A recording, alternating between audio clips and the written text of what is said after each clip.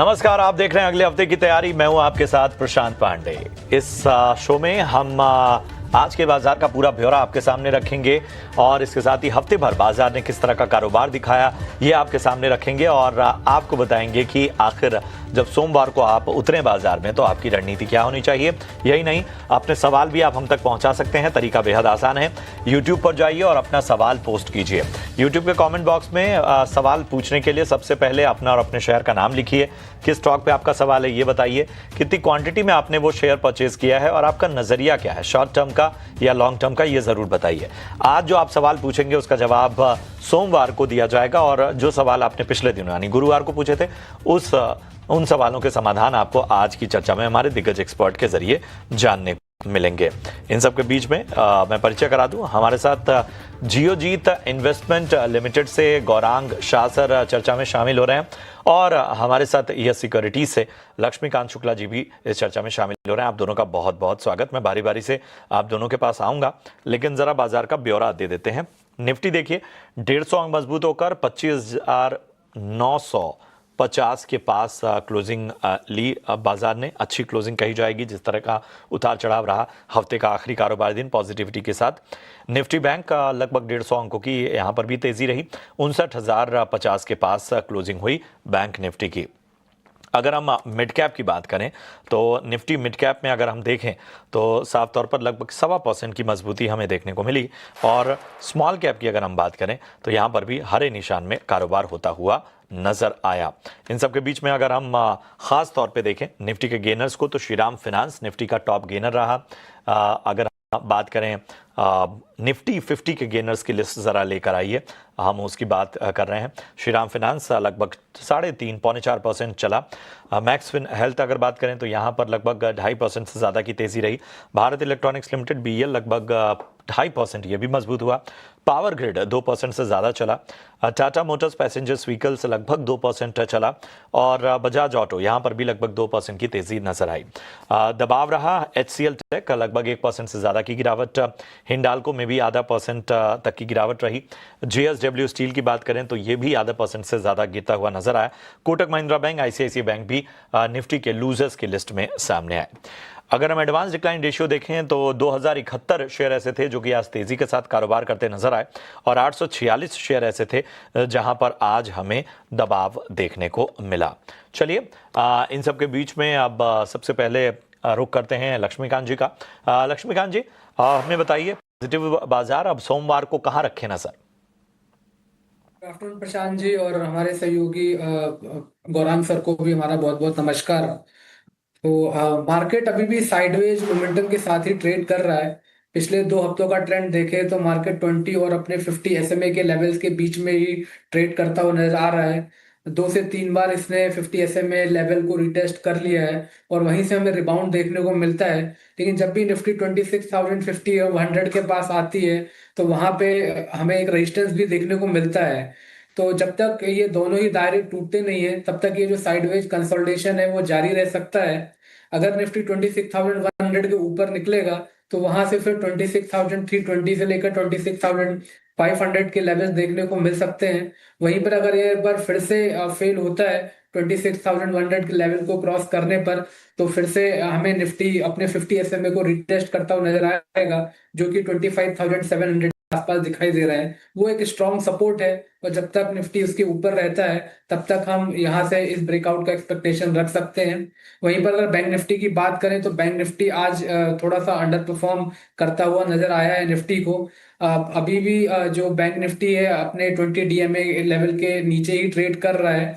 59,500 का एक हर्डल है, अगर वो टूटता है तो देन आफ्टर हमें वहां पे 60,000 से लेकर 60,200 के लेवल्स देखने को मिलेंगे। वहीं पर जो सपोर्ट अभी फिलहाल दिखाई दे रहा है 58,700 का एक सपोर्ट दिखाई दे रहा है। यहाँ पर जो थर्सडे के सेशन पे इन्वर्टेड हैमर पैटर्न बना था उसका लो भी है। तो मुझे लगता है ये क्रूशियल सपोर्ट रहेगा बैंक निफ्टी के लिए। अगर ये लेवल टूटता है बैंक निफ्टी में देन आफ्टर बैंक निफ्टी अपने 50 SMA लेवल को रिटेस्ट कर सकती है जो कि अभी 58,400 के आसपास आता हुआ दिखाई दे रहा है।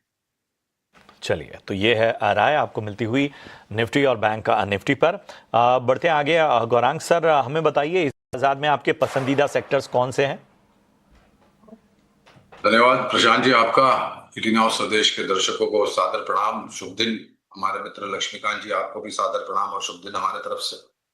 एक छोटा डिस्क्लोजर अनिवार्य होगा पहले ही दे देना कि जो भी निवेश लायक रणनीति आज दोपहर इस कार्यक्रम में रखेंगे, ये हमारे बुनियादी तर्क के आधार पर फंडामेंटल रिसर्च टीम की राय है।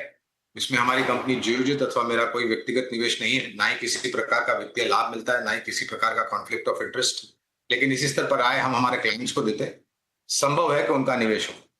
तो प्रशांत जी देखिए, ये दायराबंद कारोबार और मैं काफी हद तक सहमत हूं जो दायरा लक्ष्मीकांत जी ने बताया है बाजार को लेकर के, और क्षेत्र के आधार पर और खबरों के आधार पर स्टॉक स्पेसिफिक उतार चढ़ाव हमें काफी देखने मिला है और आने वाले संभव है कि आने वाले समय में भी देखने मिले।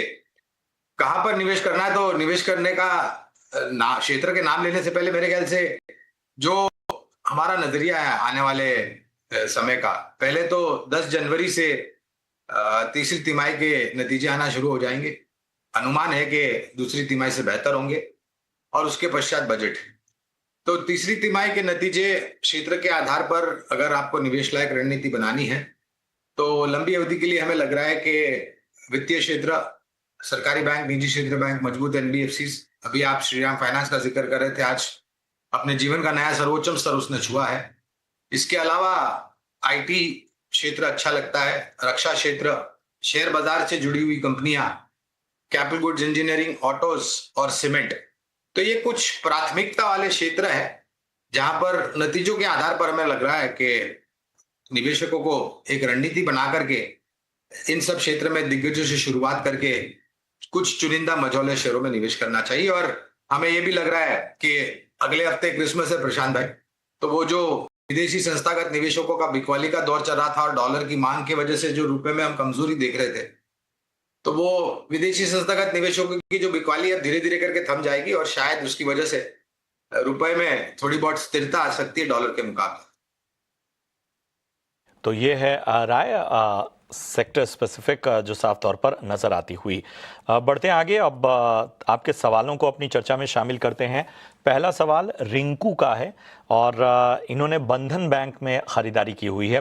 556 शेयर हैं, 207 रुपए के आसपास खरीदारी की है। 1 साल से यहाँ बने हैं लेकिन नुकसान इनको हो रहा है। लक्ष्मीकांत जी बताइए, बंधन बैंक पे क्या राय होगी? लेकिन उन्होंने काफी ऊपरी स्तर से खरीदारी की है बंधन बैंक में, और फिर उसके बाद यहाँ पर हमें यहाँ पे जो लोअर ट्रेंड ही दिखाई दे रहा है। अभी फिलहाल अगर हम पिछले 10 दिनों का ट्रेंड देख रहे हैं तो यहाँ पे एक शॉर्ट टर्म रिबाउंड देखने को मिला है। सो एक कंसोलिडेशन ब्रेक थ्रू हमें 156 के ऊपर देखने को मिल सकता है। अगर 156 के ऊपर बंधन बैंक टिकता है तो वहां से फिर हमें 166 से लेकर 170 तक के लेवल्स देखने को मिल सकते हैं। वहीं पर 200 जो डीएमए है वो भी वहां पर मौजूद है। तो मुझे लगता है वो एक लेवल रहेगा जहां पे इनको एग्जिट रहने का हम सुझाव दे सकते हैं। तो 160 165 तक अगर ये दोबारा वापस करता है तो मुझे लगता है वो लेवल उपयुक्त लेवल रहेगा जहां से एग्जिट कर सकते हैं। अभी फिलहाल हमारे हिसाब से तो ट्रेंड डाउन है, हालांकि एक उछाल देखने को हमें 160 से लेकर 165 रेंज तक देखने को मिल सकेगा। चलिए, तो ये है राय, और बहुत उछाल भी आया तो 165 तक ही अभी फिलहाल नजर आ सकता है। कमलेश गुप्ता जी का सवाल लेते हैं। एनएचपीसी इनके पास है, लॉन्ग टर्म के लिहाज से जानना चाहते हैं। गौरांग सर आप बताइएगा। 52 शेयर हैं, 90 रुपए के प्राइस पे, लॉन्ग टर्म का नजरिया और हल्का नुकसान यहाँ पे होता हुआ। ऊर्जा उत्पादन को लेकर के सरकार की काफी सारी नई रणनीति जो है और नीतियां जो है वो सामने आई है, और हाल ही में हमने माननीय प्रधानमंत्री जी से सुना था कि परमाणु से ऊर्जा की उत्पादन की जो बात करी है, आने वाले भविष्य में एक बहुत बड़ा बदलाव ऊर्जा उत्पादन करने वाली कंपनियों को लेकर के आएगी। अब ये क्षेत्र पसंद आता है। दुर्भाग्य है कि हमारी खरीदारी की राय एनएचपीसी पर नहीं है, लेकिन कुछ स्पष्टीकरण दे देता हूं जिससे शायद थोड़ी बहुत सहायता हो जाए दर्शक मित्रों को और निवेशक को। तो एक तो सरकारी कंपनी एनएचपीसी और एसजेवीएन, ये दोनों ही बराबरी की कंपनियां हैं। काफी लंबे समय से 30-35 रुपए के पास से बाहर निकल करके इन्होंने ऊपरी तरफ का दायरा तय किया। 125-130 के भी पार गया था एक समय पर, और बाद में बिकवाली का दौर बाजार में आया और इस स्टॉक पर भी दबाव आया। ऊर्जा की जरूरत आने वाले भविष्य में बहुत बढ़ सकती है। जिस प्रकार से सरकार की योजनाएं हैं और खपत भी निजी तौर पर अगर आप देखने जाए तो वो भी ऊपर की तरफ जा सकती है।